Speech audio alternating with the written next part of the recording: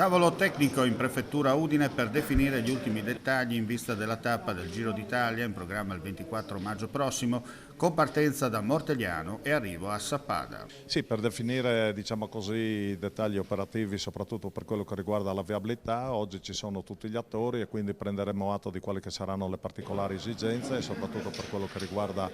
il traffico locale ma anche il trasporto pubblico e io credo che definiremo come sempre un piano che è all'altezza della situazione. Situazione sotto controllo, come si dice, però piano B, piano C, bisogna giocoforza sempre tenerlo pronto. No? Sicuramente, anche perché abbiamo visto in questi mesi che purtroppo il tempo non ci aiuta e quindi ci sono stati alcuni smottamenti, abbiamo dovuto prevedere alcune deviazioni, su altri tratti abbiamo già iniziato i lavori, quindi io credo che saremo pronti per il 24 maggio per essere come sempre pronti per dare spettacolo e soprattutto per far fare una bella figura alla nostra regione. L'organizzazione oleata a dovere su tutti i dettagli tecnici che tale evento comporta con il coordinamento congiunto tra le forze dell'ordine, comuni, protezione civile e volontari dislocati lungo il percorso. Assolutamente sì, infatti